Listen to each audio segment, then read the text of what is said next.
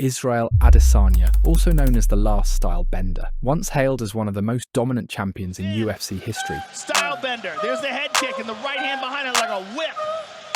I mean, he's just so effortless and fluid. And look how he ducks under that punch.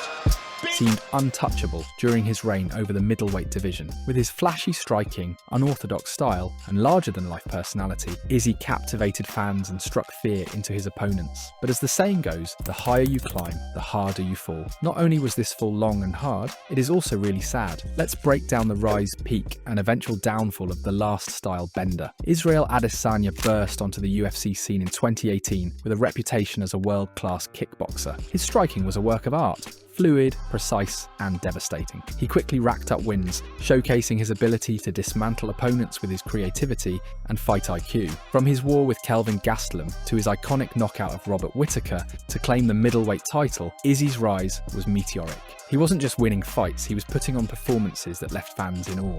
Breathing, beautiful job with that defense. His charisma outside the cage was just as captivating. From his anime-inspired walkouts, like his homage to Attack on Titan or his Naruto-themed entrance to his trash-talking prowess, Izzy became a global superstar. But it wasn't just his walkouts that made him stand out, it was his win celebrations. After every victory, Izzy turned the octagon into his personal stage. Whether it was mimicking video game fatalities, reenacting scenes from Dragon Ball Z, or performing choreographed dances, Adesanya's celebrations were as memorable as his fights. Who could forget his infamous bow and arrow routine after knocking out Alex Pereira? These moments weren't just about winning, they were about entertaining, and Izzy mastered the art of spectacle. At his peak, Adesanya was untouchable. He defended his title 5 times, defeating elite fighters like Yoel Romero, Paulo Costa, Marvin Vettori, and Jared Cannonier. His fight against Costa at UFC 253 was a masterclass. Izzy made one of the most dangerous middleweights in the world look like an amateur. He was on top of the world, and his confidence soared. But with great success often comes complacency. Adesanya's brash personality and trash talk began to rub fans the wrong way. His fights, while technically brilliant, started to feel less exciting. His decision-heavy performances against Romero and Vettori were criticised for being overly cautious. Fans began to wonder if Izzy was more concerned with protecting his legacy than putting on thrilling fights. In my opinion, they were right. He started fighting to not lose, rather than fighting to want to win. In more recent years, he looks way slower too, which could just be from aging. After his most recent fight on February 1st, I really think he needs to just go in there swinging, if he doesn't retire, of course. At this point, he has nothing to lose anymore. He has looked terrible for so long, he has to win, not just not lose. Izzy in 2021 attempted to become a double champion by moving up to light heavyweight to challenge Jan Blachowicz. It was a bold move, but it exposed Izzy's limitations. Jan's size and grappling proved too much for Adesanya, who suffered his first UFC defeat in a unanimous decision loss. While there was no shame in losing to a larger opponent, the loss shattered the aura of invincibility surrounding Izzy. But not all hope was lost. A demon from his past was on the rise in UFC,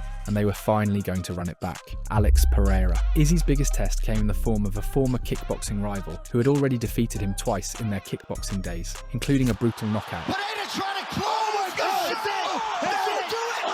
When Pereira entered the UFC, it was clear he was gunning for Adesanya. Their first MMA fight at UFC 281 was a dramatic affair. Izzy was winning the fight until Pereira turned the tide in the 5th round, securing a TKO victory and taking the middleweight title. The loss was devastating for Adesanya. Pereira wasn't just another opponent, he was a boogeyman from Izzy's past. I do want to say, fans made a way bigger deal out of this loss than they should have. If you watch it back, Izzy was fighting incredibly well. He looked focused, accurate, and was not losing. He just left a small opening, which is something you cannot do. The rematch at UFC 287 was Izzy's chance for redemption. Take yourselves at all times. If you want to touch gloves, do it now.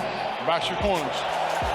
And he delivered with a stunning knockout victory. A lot of people felt like prime Izzy was back, but even in victory, questions lingered. Had Izzy lost his edge? Was he still the same dominant champion he once was? I think these questions largely lingered due to him refusing to fight Alex ever again. He said he saw no reason, which in my opinion is absurd. You guys are 1-1 in the UFC. Alex had more wins in kickboxing. Surely you want to beat him one more time to show you are truly better, right? The final blow to Izzy's reign came at UFC 293, where he faced Sean Sean Strickland. Strickland, a heavy underdog, shocked the world by dominating Izzy for 5 rounds. Strickland's pressure, awkward style, and relentless jab exposed Adesanya's weaknesses. Izzy looked hesitant, unsure, and far from the fighter who once ruled the division with an iron fist. Honestly, even watching it back to make this video, I cannot understand how one of UFC's best strikers struggled so hard versus Strickland. He looked lost the entire fight when Sean was just doing jab and teep kicks. He looked like the furthest thing from a world-class striker. If I showed a casual viewer this fight, they would think Izzy is a rookie. This loss was a wake-up call. Adesanya, once the king of the middleweights, had been dethroned by a fighter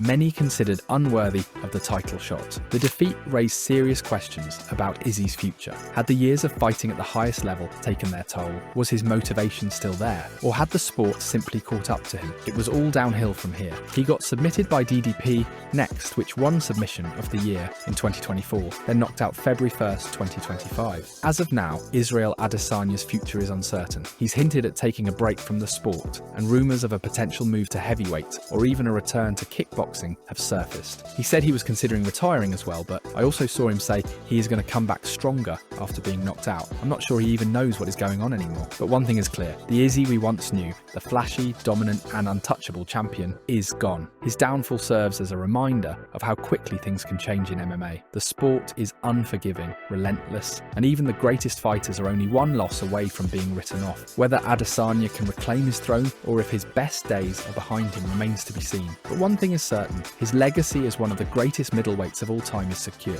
I do not care what fight fans on Twitter say Izzy is a legend in the sport. I just do not want to see him go the Tony Ferguson route and lose non-stop. I would rather him call it quits before it gets worse.